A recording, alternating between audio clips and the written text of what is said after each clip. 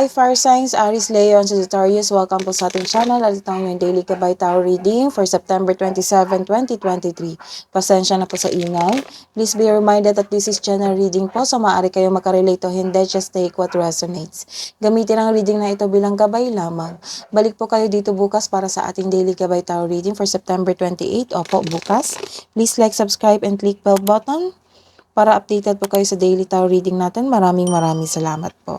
Para po sa gusto magpa-reading, maaari nyo pong makuha ang link na sa description box po ito. Message nyo lang po ako sa messenger. Maraming salamat po.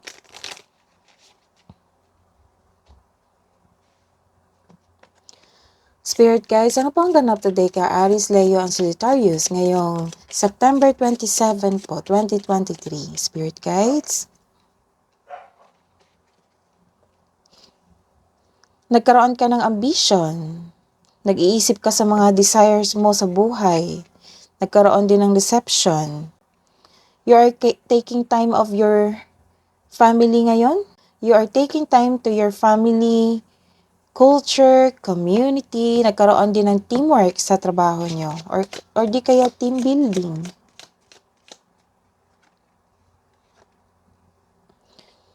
May choices ka. May choices ka para magkaroon ka ng desisyon kung ano yung pipiliin mo. Nagkaroon ng opportunity kayo ngayong araw na ito. So, kailangan yung magdesisyon. Hingi tayo ng advice. Spirit guys, hingi po kami ng advice po para kay Aries, Leo, and Sagittarius ngayong September 27. You are a wise leader. You are a beacon for others, embracing enthusiasm. Shout to the heavens with happiness. Let's see your energy today. Aries, Leo, and Sagittarius. Ngayong September 27 po. This is a reverse card. Nagkaroon po kayo ng isang hesitation. Bakit naman? May choices naman dito.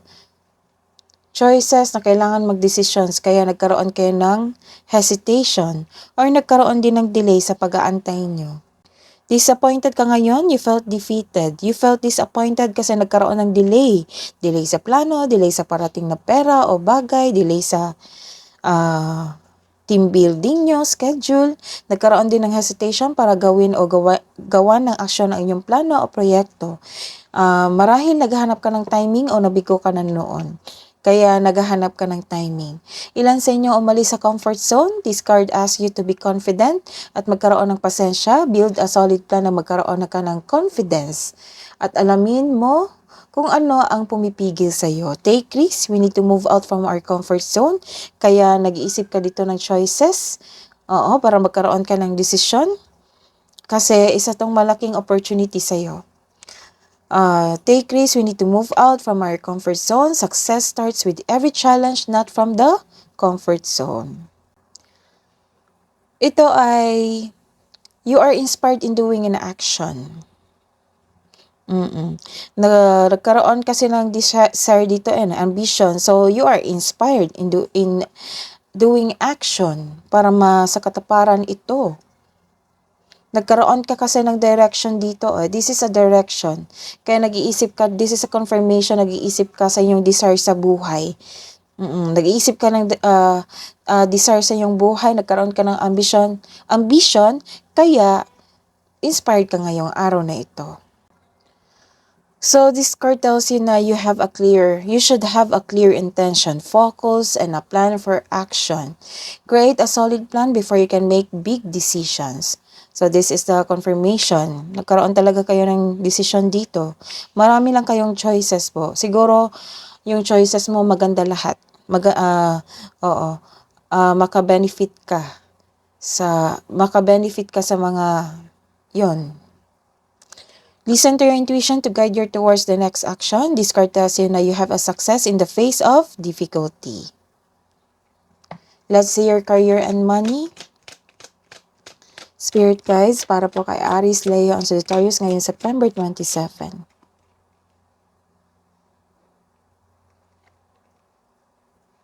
This is reverse card. Nagkaroon kayo talaga ng delayed abundance dito.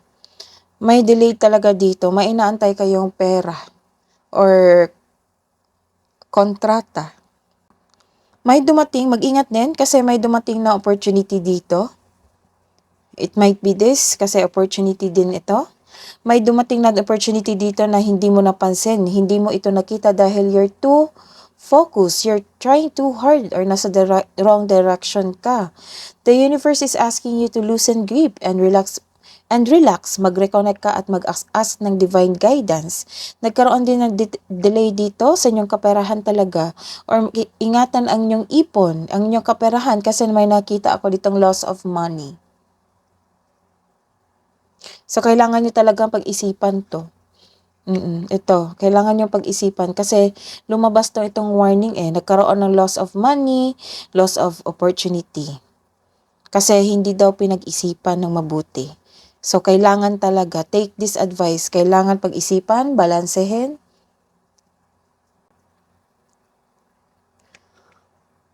Granted yung manifestation nyo regarding sa inyong money and career. Nagkaroon kayo ng solid beginnings. Siguro na bigo kayo the other day, last week, last month, or last year. Sobrang bigo nyo sa inyong trabaho, sa inyong career, or nagkaroon ng bankruptcy, bumabawi kayo ngayon. Nagkaroon ng new beginning. May parating naman sa ganang panimula sa workplace mo. Workplace mo man ito o negosyo, mag-ingat ka sa mga plano para magtagumpay ito. Ilan din ito so this is confirmation, may opportunity ka, 1, 2, 3. This is a warning card, kailangan mong pag-isipan. Ilan din dito na dinidevelop nila ang bagong hobby ninyo o skills na makadagdag ng income. So, tutok na tutok kayo sa inyong trabaho ngayon para madagdagan ang inyong income. You are putting your effort without rushing. Wow, this is good. This is a good decision na without rushing. Love and romance, self-love, partnership, romance. Para spirit guys, para po kay Aries, Leo, and Sagittarius ngayong September 27, 2023.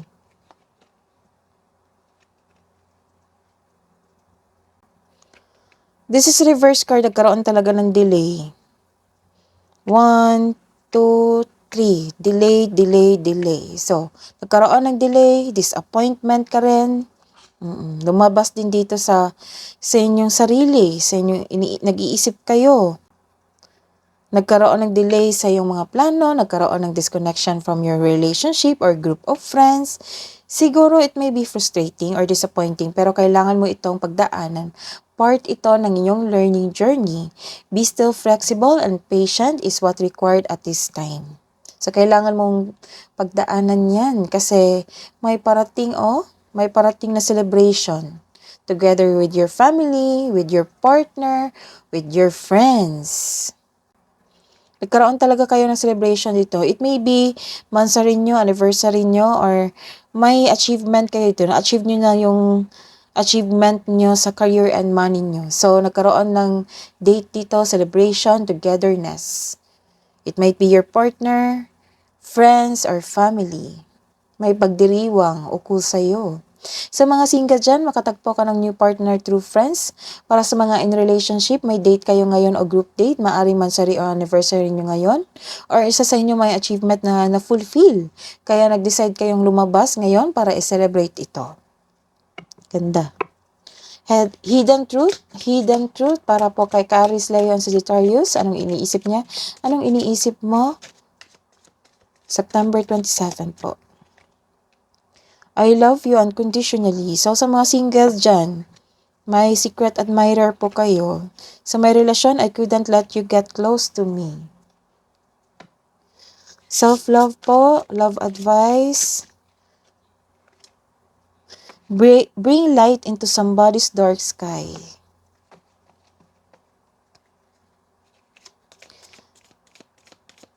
Love couple advice, love advice for our couple. Moment. Think of a special moment that brought you much joy with your partner.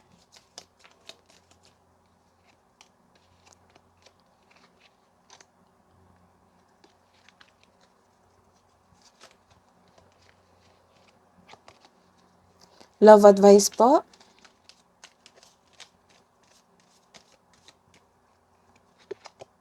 Imagine yourself healing. Imagine yourself and your beloved surrounded by light. Feel your relationship being healed this very moment. Kabo ang advice po para kay Aries, Leo, and Sagittarius ngayong araw na ito, September 27, 2023.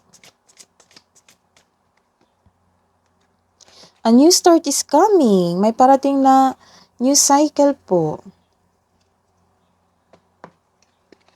New beginning. Message from Archangel Azrael. I am with you in your time of need, helping your heart to heal, comfort. That is your reading today, fire signs. Balik po kayo dito bukas. Please like, subscribe, and click bell button for notification para po updated kayo sa daily tarot reading natin. Maraming salamat po.